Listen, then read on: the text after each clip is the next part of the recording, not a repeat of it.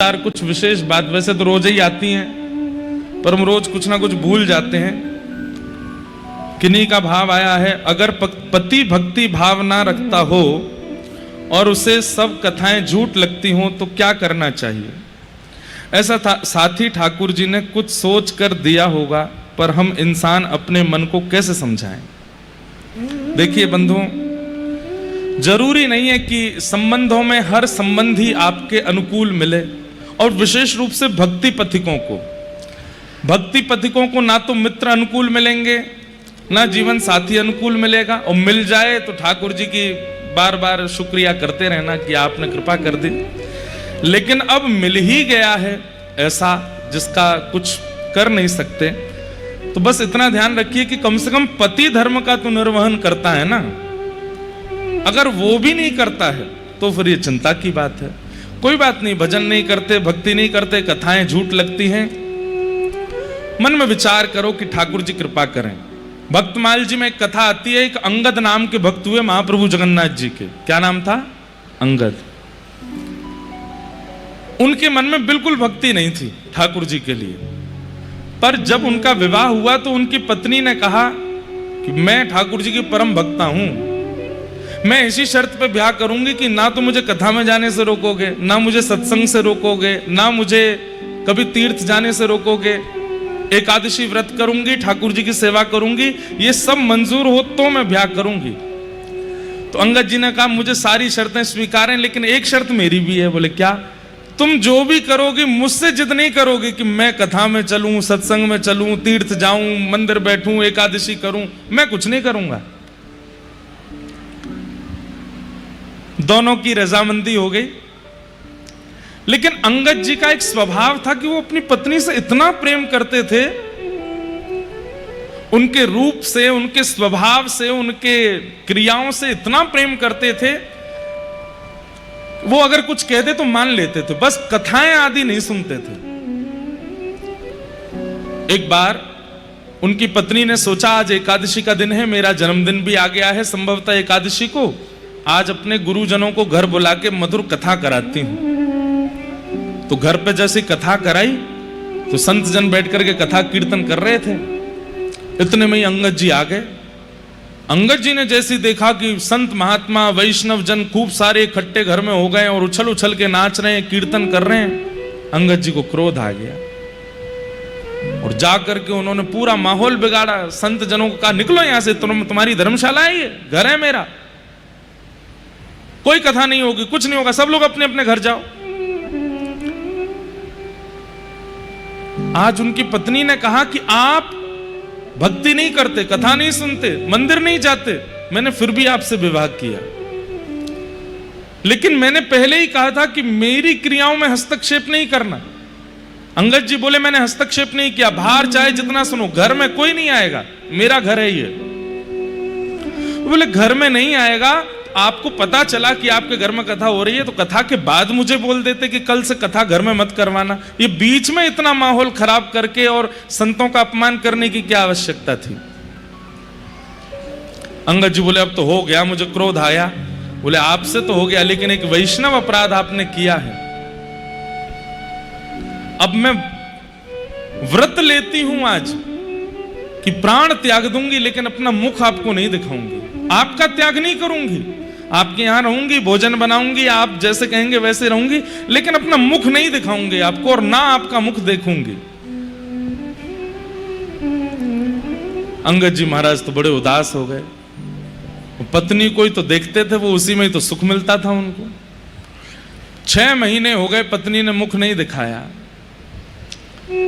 एक दिन अंगद जी बाहर निकले, बड़े उदास हताश चाह रहे थे, तो कहीं कथा हो रही थी, ऐसी पंडाल लगा था, लोग बाग बैठ के सुन रहे थे। अंगद जी ने सोचा इस कथा ने ही मेरा घर बर्बाद कर दिया, सुन के तो आऊं, ऐसा होता क्या है कथा में, मेरी पत्नी कथा के आगे, सत्संग के आगे मुझे छोड़ रही है, कथा नहीं छोड़ती, सुनूं तो सही है क्या। आके सबसे पीछे अंगद जी बैठ गए, और जैसे ही अंगद जी बैठे हैं, जय हो महाराज,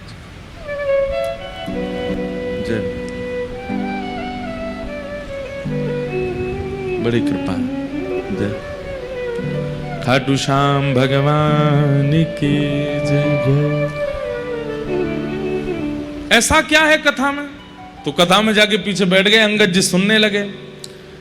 सुनते सुनते सुनते उनका ऐसा मन लगा, ऐसी रुचि आई, ऐसा प्रेम बढ़ा कथा से। उनको मतलब 6 महीने से जो पत्नी को ना देखने का जो विरह था चित्त में, शांत हो गया। इतना अच्छा लगा। थोड़ी देर बाद सब लोग उठ करके जाने लगे तो अंगद जी बोले, क्या हुआ, आप लोग सब जा क्यों रहे? बोले, कथा विश्राम हो गई। अब कब होगी? बोले, कल फिर होगी, दोपहर में होगी, 3 बजे से आ जाना। तो अंगद जी महाराज बोले, अच्छा मैं आ सकता हूं? बोले, हाँ आ जाना। अगले दिन अंगद जी फिर चले गए कथा में। दूसरे दिन फिर सुनी और अच्छा लगा। तीसरे दिन कथा फिर पूरी हो गई। चौथे दिन गए तो वहां कोई आया ही नहीं। किसी से पूछा, बोले भैया क्या हुआ? बोले, कथा विश्राम हो गई, 7 दिन की होती है। बोले, अब कहां होगी? बोले, पास के गांव में हो रही है। अंगद जी वहां गए। इतना सुख और इतना रस उनको आने लगा कथा में। अब तो हर जगह कथा सुनने जाते हैं। एक बार उन्हीं के शहर में कथा हुई। पत्नी से बातचीत हो नहीं रही थी, साल भर हो गया था। कीर्तन गाया व्यास जी ने, तो आगे तो पत्नी नाच रही थी और पीछे श्री अंगद जी नृत्य कर रहे थे। अंगद जी का नृत्य ऐसा था कि नेत्रों से अश्रुपात, रोम रोम कंपायमान, प्रेम के सारे लक्षण प्रकट होने लगे। सब लोग उनको देखने लगे। व्यास जी भी मंच से कहने लगे, देखो कैसा अद्भुत भक्त नृत्य कर रहा है। आगे नृत्य कर रही पत्नी ने कहा, मैं भी दर्शन करूं, कौन से भक्त हैं? पीछे देखा तो अंगद जी। ये तो मेरे पति देव है, ये आज नाच कैसे रहे हैं? थोड़ा और पास जाकर के देखा तो नेत्रों से अश्रु, कोई आडंबर नहीं था, वास्तविकता। कुछ नहीं कही, चली गई। घर पर आज घूंघट नहीं कर रखा था। अंगद जी जैसे आए तो अंदर आकर के देखा और पत्नी से बोले, देवी तुम घूंघट नहीं कर पाई हो, मुख ढक लो अपना, मैं आ गया हूं घर पे। पत्नी ने कहा, अब घूंघट नहीं करना है। क्यों? अब क्यों नहीं? बोले, अब आप वैष्णव हो गए हो, अब आप भक्त हो गए हो, अब मेरे को ये नियम धारण नहीं करना है। अंगद जी बोले, देवी बुरा नहीं मानना। क्या? 6 महीना पहले तुम्हारा रूप देखने में बहुत आनंद आता था, पर अब जब से कथा आई है ना जीवन में, अब तुम नहीं, अब तो मुझे ठाकुर जी को देखने का मन है, अब तो प्रियालाल जी को देखना। चरित्र बहुत अच्छा है। फिर उन्हीं अंगद जी महाराज ने एक बार कहीं से मणि ली और उनके मन में था, मैं पहली बार जगन्नाथपुरी दर्शन करने जाऊंगा, ये मणि महाप्रभु जगन्नाथ जी को अर्पित करूंगा। लेकिन राजाओं ने उनको बंदी बना लिया और मणि जब मांगने लगे तो उन्होंने सामने ही सरोवर देखा और जगन्नाथ जी से कहा, नाथ आप कोसों दूर हो मुझसे, लेकिन आप आजान बाहु हो, महाबाहु हो, मैं आपके पास नहीं आ सकता, मेरी मणि को आप स्वीकार करो। और उन्होंने वो मणि उस सरोवर में डाल दी। राजा ने पूरा सरोवर खलवा दिया लेकिन मणि नहीं मिली। अंगद जी से पूछा, कहां मणि है बता दे। बोले कि जिनके लिए थी उनके पास गई। बोले, अच्छा जगन्नाथपुरी में? बोले, हाँ चलो लेके चलो इसको बंदी बना के, अगर जगन्नाथ जी के पास मणि नहीं मिली तो तेरा सर धड़ से अलग कर देंगे। हाथों में हथकड़ियां, पैरों में बेड़ियां बांध करके अंगद जी को जब जगन्नाथ मंदिर में लेकर के गए, कपाट खुलते ही देखा तो महाप्रभु जगन्नाथ जी ने उस मणि को अपने मस्तिष्क पर धारण कर रखा था। आज तक महाप्रभु जगन्नाथ जी उस मणि को धारण करते हैं। सोचिए। तो जिन बहन का ये प्रश्न आया कि पति हमारे विमुख हैं, क्या करें? अगर पति धर्म का निर्वहन करते हैं और कथा आदि से इतनी प्रीति नहीं है तो आप इतनी चिंता मत करो। आप भी इनकी पत्नी की तरह कोई नियम ऐसा बना लो कि पति कुछ मत करना भैया, मुझे मैं कहीं पता चली मैं ही फंस गया, कुछ मत करो, ठाकुर जी चाहेंगे तो अपने आप भक्त हो जाएंगे। पता चली चंडीगढ़ में एक घर में विवाद करवा गए महाराज जी। कुछ मत करना, श्री जी से प्रार्थना करो, हे लाडली जी जैसे मुझे आपने स्वीकार किया इनको भी स्वीकार करो। बंधुओं, आप क्या सोचते हैं कि आपका मन होता है इसलिए कथा में आते हो? नहीं। मानव अपनी इच्छा से ना तो कथा सुनता है, ना कीर्तन में जाता है, ना धाम जाता है। श्री जी हमसे पूर्व से ही प्रसन्न हैं, पूर्व जन्म से ही हमारा भजन है, बस किसी कारण से कोई अपराध बना कि हमें पुनर्जन्म लेना पड़ा है। वास्तव में किशोरी जी श्री जी चाहती हैं, इसीलिए हम कथा में आ रहे हैं। तो जो नहीं आ रहे हैं उनके लिए प्रार्थना करो कि हे श्री जी इनको भी स्वीकार करो, इन पे भी कृपा करो। जिद नहीं कर सकते, क्योंकि जिद करके आप भक्ति का और मजाक बनवा देंगे, इसलिए बस प्रार्थना करो।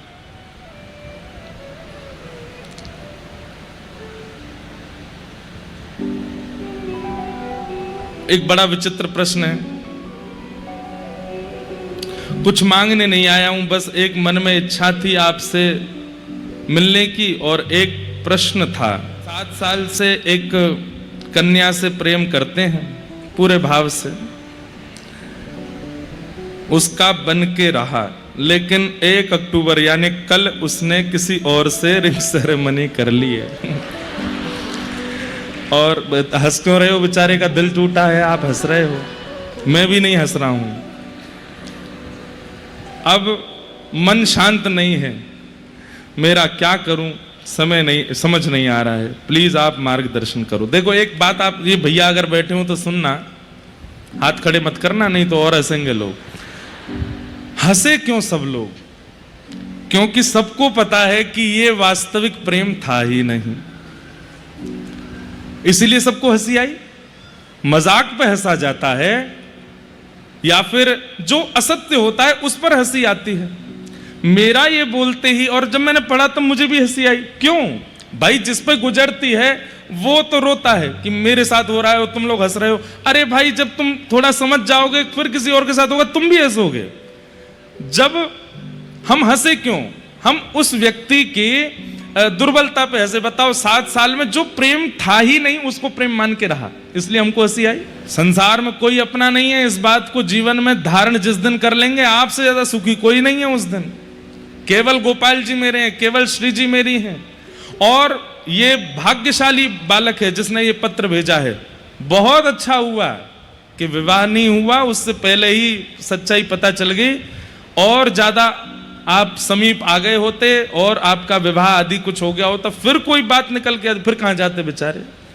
इसमें तो आपको प्रार्थना करनी चाहिए, प्रसन्न होना चाहिए। 2-4 दिन तो दुख होगा, पर 2-4 दिन बाद जाना, श्री जी के पास जाकर के प्रणाम करे आना, बार बार बलैया लेके धन्यवाद करे आना कि हे किशोरी जी, बड़ी कृपा आपकी, जो वास्तविक मेरा नहीं था उसको मुझसे दूर कर दिया, अब जो मेरा है उसे मेरे जीवन में भेज देना।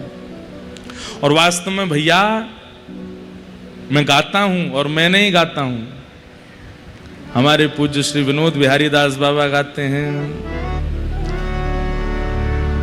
मुझे दुनिया से नहीं कोई काम, मुझे दुनिया से नहीं कोई काम, मैं तो जपूं राधा राधा नाम, मैं तो राधा राधा नाम। ये बेचारे जो ये भैया जिन्होंने ये भेजा है, आप इस पद को याद कर लीजिए और आज से ही गाना शुरू कर दीजिए।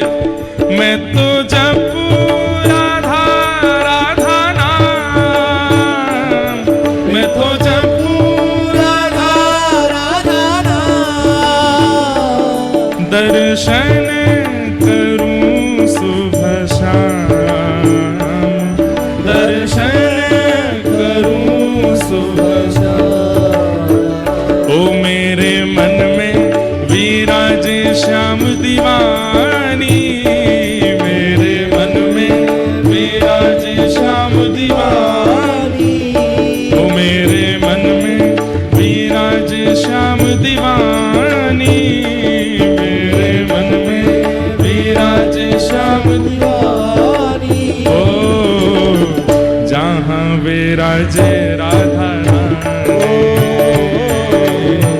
जहाँ विराजे राधा रानी, ओ मेरो मन लाग्यो बरसाने में, जहाँ विराजे राधा रानी, मेरो मन लाग्यो बरसाने में, जहाँ विराजे राधा। बोलो वृषभानु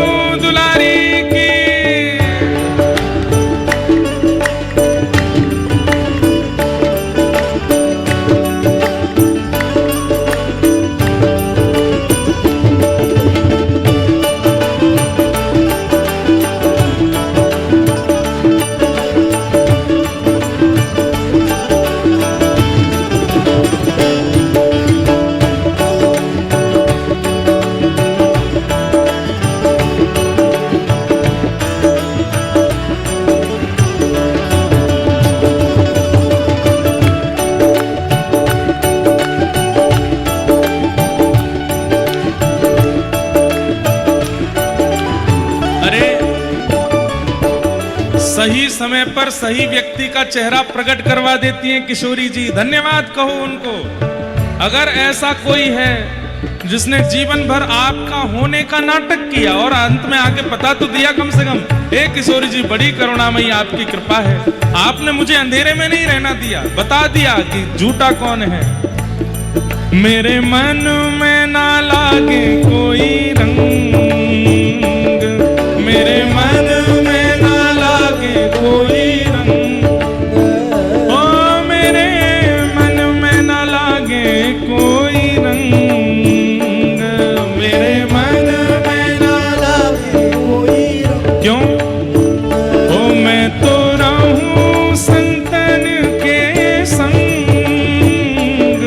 मैं तो रहूं संतन के संग, ओ मैं तो रहूं रसिकन के संग, मैं तो रहूं रसिकन के संग, ओ मेरे मन में बढ़त उमंग, मेरे मन में बढ़त उमंग, ओ बरसाना बीरज रजधानी, बरसाना बीरज रजधानी, ओ बरसाना बीरज रजधानी, बरसाना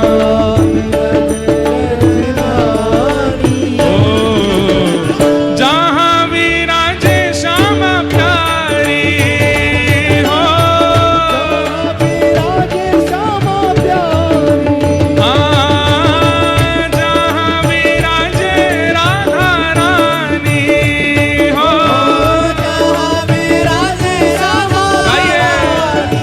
ओ मेरो मन लाग्यो बरसाने में, जहाँ विराजे राधा रानी, मेरो मन लाग्यो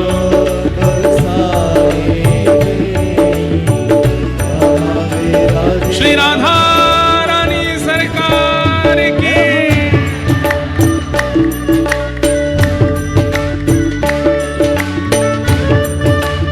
पीछे वाले भी भुजा उठा के बोलो वृषभानु दुलारी की, बोलो वृषभानु के जमाई की।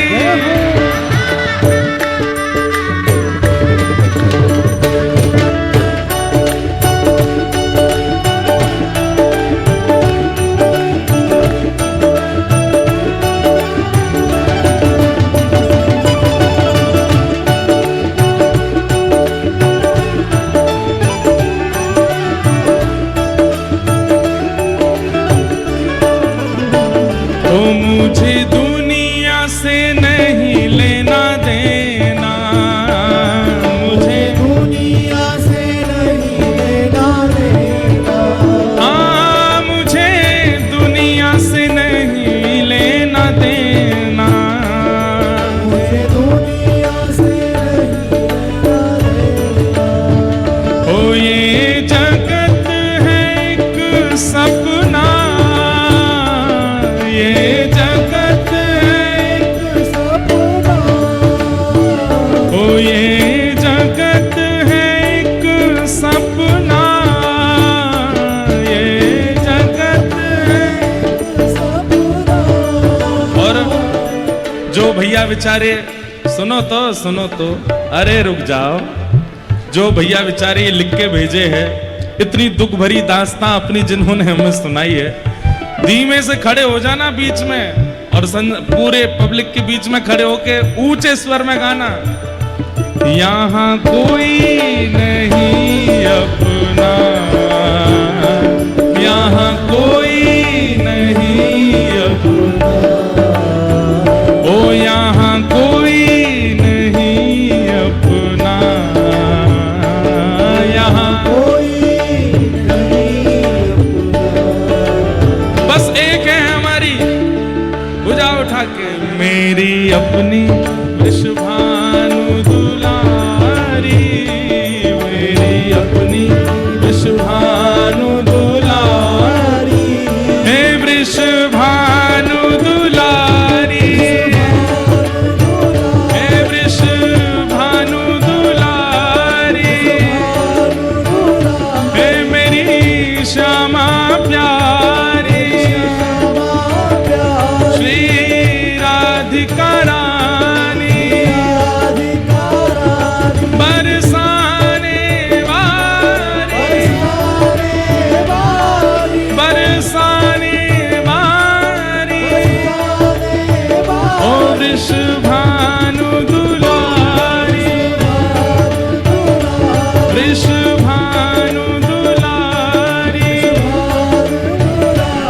मेरी अपनी वृषभानु दुलारी, मेरी अपनी वृषभानु दुलारी, ओ जहाँ विराजे राधा रानी,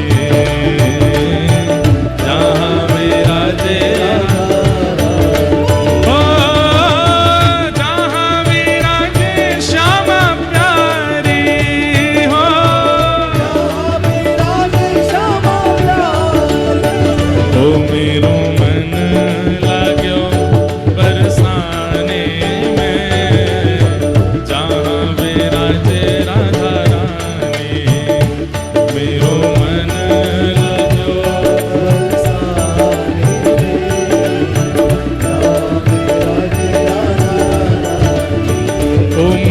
हट्यो है दुनियादारी से, मन हट्यो है दुनियादारी से, मन हट्यो है दुनियादारी से, मन हट्यो है दुनियादारी से, ओ जहाँ विराजे राधा रानी, जहाँ विराजे मेरो मन लाग्यो बरसाने में, जहाँ विराजे राधा रानी, मेरो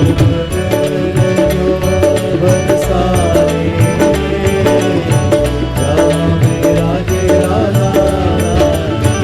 ओ राधा रानी के चरण, महारानी के चरण, राधा रानी के चरण, श्यामा प्यारी के चरण, भानु दुलारी के चरण, श्यामा बुझा उठा के गाओ। मेरे मन भूल मत जइयो श्यामा प्यारी के चरण,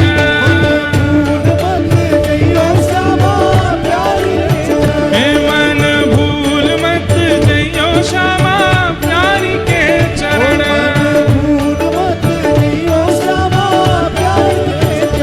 वृषभानु की किशोरी सुनी गैया होते भोरी, वृषभानु की किशोरी सुनी गैया होते भोरी, हे वृषभानु की किशोरी वो तो गैया होते भोरी, वृषभानु की किशोरी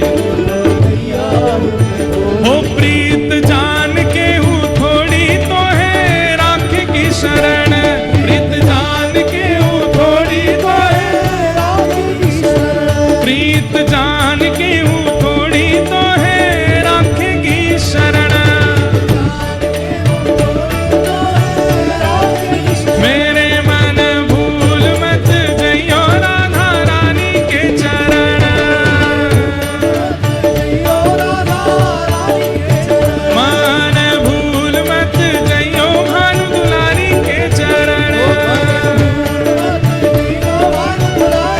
ओ जय राधे राधे, जय राधे राधे, श्री राधे राधे,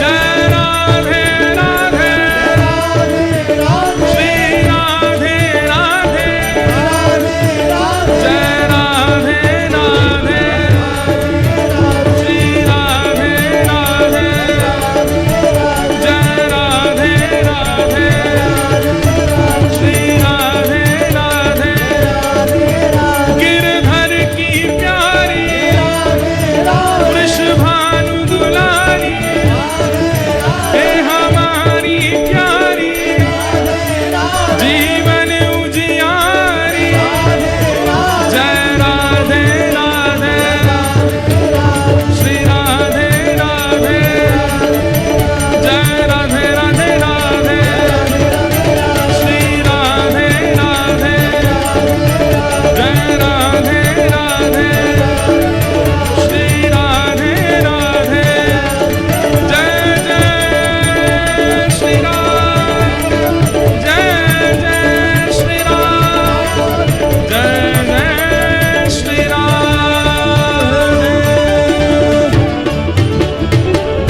बोल बरसाने वारी की जय।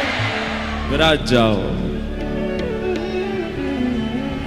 मुझे दुनिया से नहीं लेना देना, मुझे दुनिया से नहीं लेना देना। हो ये जगत है एक सपना, ये जगत है एक सपना। भैया ये पंक्तियां नहीं है, भजन नहीं है, ये वास्तविकता है। जिस दिन समझ जाएंगे उस दिन निराश होना बंद हो जाएगा आपका।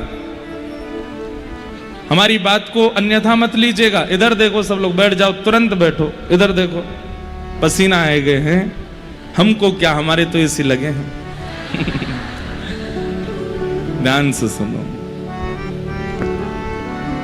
यहां जितना श्रम आप कर लेंगे ना, लाडली जी फिर जीवन में उतने श्रम घटा देंगे। इसलिए यहां थोड़े थोड़े श्रम कर लो। जो थोड़ा श्रम न करते हुए कथा सुनते हैं ना, तप न करते हुए कथा सुनते हैं, तो ये समझ लेना चाहिए उनके जीवन में भी शेष बचे हैं फिर। इसलिए यहां थोड़ा थोड़ा तप कर लिया करो। बैठा नहीं जाए फिर भी बैठो, कोई आगे पीछे धक्का मारे फिर वो बैठ जाओ, पंखा की हवा नहीं आ रही, पसीना आ रहे तो बैठो। हाँ, बेहोश मत हो जाना, बस इतनी कृपा करना।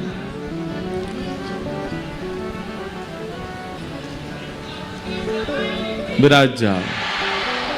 तो हम क्या कह रहे थे, भैया जो परेशान हैं बहुत ज्यादा, खुश हो जाओ, लाडली जी ने कृपा कर दी। 7 साल ही तो निकले हैं, वैसे तो लंबा समय है 7 साल का। कम से कम 60 निकलने के बाद कुछ ऐसा होता तो कहां जाते भाई। अच्छा है किशोरी जी ने कोई और भला ढूंढ रखा है आपके लिए, वो जीवन में आएगा जिसके साथ में कथा आओगे। और आप देख लेना, वृंदावन प्रकट उत्सव तो यहाँ होने ही वाला है हमेशा। अगले में या उससे अगले उत्सव में आप ऐसे के साथ जरूर आएंगे जो श्री जी ने भेजे होंगे, निश्चित ही। और बिल्कुल परेशान होने की जरूरत नहीं है। और जो भी लोग इस प्रकार की दुविधाएं और परेशानियां सह रहे हैं, भैया श्री जी के सामने प्रस्तुत कर दिया करो। लाडली जी से, लाल जी से पूछ लिया करो। वो अनुकूलता ग्रीन चिट कहें तो ही किसी को अपने जीवन में इतना अधिकार प्रदान किया करो, नहीं तो प्रतीक्षा करो, किशोरी जी कृपा करेंगे। किसी ने दूसरा प्रश्न किया कि आप लाल जी की आरती करने के बाद सीधे प्रणाम क्यों नहीं करते हो, टेढ़ा प्रणाम क्यों करते हो। बंधुओं देखिए, जब ठाकुर जी विराजमान हो जाते हैं तो ठाकुर जी के बाम तरफ, बाएं ओर सभी गुरुजन खड़े होकर के, आचार्य चरण खड़े होकर के ठाकुर जी का दर्शन करते हैं। ध्यान से सुनिएगा, ठाकुर जी की बाम ओर में, चाहे मंदिरों में भी जाइए चाहे कहीं पर भी, बाईं ओर, ठाकुर जी की बाईं ओर, मतलब आपकी दाईं नहीं, ठाकुर जी की बाईं, उस तरफ सब पूर्वाचार्य, आचार्य चरण, गुरुजन आदि वो सब भी आते हैं, दर्शन करते हैं। अगर आप वहां से प्रणाम करोगे तो उनकी तरफ पैर हो जाएंगे, इसलिए उधर से प्रणाम नहीं करते। सीधे प्रणाम क्यों नहीं करते, बोले देवता, गंधर्वजन, लक्ष्मी मैया आदि आदि जितने भी हैं वो सामने से प्रणाम करते हैं, ठाकुर जी का दर्शन करते हैं। अगर आप सामने से प्रणाम करोगे तो आपके चरण उनके तरफ हो जाएंगे। तो यहाँ गुरुजन हैं, सामने देवतागण हैं, दोनों की तरफ चरण ना जाएं, इसलिए ठाकुर जी की दाहिनी ओर से प्रणाम किया जाता है, दाएं से बाएं की ओर ठाकुर जी की, आपकी बाम से दाहिने की ओर, वही प्रणाम की विधि होती है। जिनको नहीं पता उनको अपराध नहीं लगता, पर पता लगने के बाद भी अपराध नहीं करना चाहिए। इसलिए हम आते हैं, भागवत जी को भी यहीं से प्रणाम करते हैं, ठाकुर जी को भी ऐसे ही प्रणाम करते हैं। इसलिए ठाकुर जी को सीधे प्रणाम नहीं करते, और ठाकुर जी के बाम ओर से प्रणाम नहीं करते, दाहिने से ही प्रणाम करते हैं, उसका शास्त्रीय नियम है।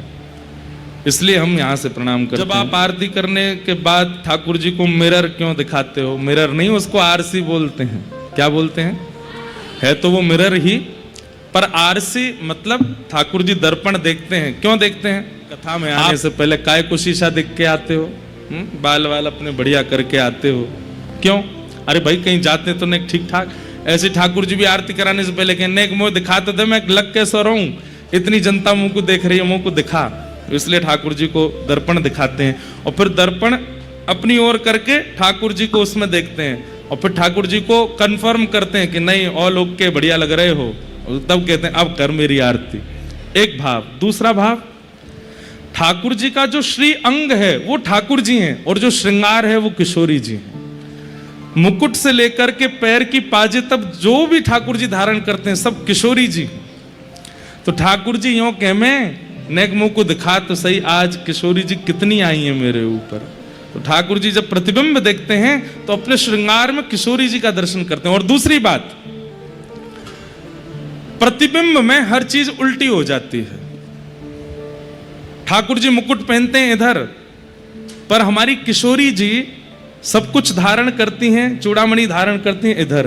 तो जैसे ही आप प्रतिबिंब ठाकुर जी को दिखाते हैं उसमें ठाकुर जी का प्रतिबिंब उल्टा, सब श्रृंगार विपरीत हो जाता है। तो वो विपरीत श्रृंगार जो है वही किशोरी जी हैं। तो ठाकुर जी किशोरी जी से आज्ञा लेते हैं कि मैं सबन को दर्शन दे दूं, तो अपने प्रतिबिंब में किशोरी जी को देखते हैं। और अंतरंग रहस्यात्मक कई भाव हैं ठाकुर जी को आरसी दिखाने के, ये मुख्य भाव हैं, इनको आप सुन लीजिए। अब प्रश्न उत्तर सबको हम प्रणाम करते हैं, बहुत सारे हैं, लेकिन ये विशेष भाव हैं। कल हम लोग बड़े प्रेम और भाव से ठाकुर जी वृंदावन आ गए हैं, ये लीला सुन रहे थे। बंधुओं एक बात हमारी ध्यान रखिएगा, कई लोगों का किशोरी जी के प्रति बहुत भाव है। अभी एक नया भाव शुरू हुआ है, उनको श्री जी के प्रति बहुत भाव है, परंतु ठाकुर जी के प्रति इतनी प्रीति नहीं। कईयों का ठाकुर जी के प्रति बहुत प्रेम है, श्री जी के प्रति इतना प्रेम नहीं। हमारे श्री राधा वल्लभ और हरिवंश परंपरा में श्री जी प्रधान हैं, पर इसका मतलब यह नहीं है कि ठाकुर जी को वो पीछे रखते हैं। वो ठाकुर जी को ही श्री जी मानते हैं, उनके लिए ठाकुर जी श्री जी भिन्न नहीं है, एक ही है। ये विरोध आप लोग अपने चित्त में मत लाया कीजिए। हां, हम ब्रजवासियों में एक विनोद भाव चलता है कि हम ठाकुर जी और श्री जी में दोनों में एक होड़ करवाएं कि श्रेष्ठ कौन है, बड़ो कौन है, लीला कौन की ज्यादा विशेष है। पर एक स्थिति में जब आ जाओ तब आप ये कर सकते हो। अभी प्रारंभिक स्थिति में हो और हमेशा अपने आप को प्रारंभिक ही मानिएगा। आपने भक्ति में जिस दिन मान लिया कि अब मैं सेकंड स्टेज पर हूं, अब मैं थर्ड स्टेज पर हूं, अब मैं थोड़ा सामान्य से ऊपर उठ चुका हूं, उसी दिन भक्ति घटने लगेगी। कितनी भी आपको अनुभूतियां हो जाएं, कितने भी अनुभव हो जाएं, कितने भी आप कथाएं सुन लीजिए, कभी भी मन में यह भाव मत लाइएगा कि आप अब कुछ श्रेष्ठ हो चुके हो। अब ये लोग सामान्य हैं, इनके बीच बैठना मेरे लिए उचित नहीं है, मैं इस स्तर का नहीं हूं। ये जिस दिन भाव आया आपके चित्त में, उसी दिन आपकी भक्ति घटने लगेगी। लेकिन हमारी प्रार्थना है कम से कम लोग शंकर जी में ठाकुर जी में भेद मानते हैं, नारायण में कृष्ण में भेद मानते हैं, उन लोगों को तो हम समझाते ही हैं, पर प्रिया जी और ठाकुर जी में भेद मानने लगते हैं, ये बहुत बड़ा अपराध है भक्ति में। ये बात कभी नहीं करनी। एक प्रश्न ऐसा भी आया है कि हमको श्री जी का नाम बहुत प्रिय लगता है, पर हम वृंदावन मंदिर में जब ठाकुर जी दिखते हैं तो मन बहुत पीड़ित होता है, श्री जी क्यों नहीं दिखती? अरे ये अपराध है, आप ऐसा कैसे कर सकते हो? आप श्री लाल जी में ही श्री जी का दर्शन करो। आप उनको देख करके ये भाव कैसे ला सकते हैं कि आप हटो श्री जी आओ? ऐसे भाव कैसे हो सकता है?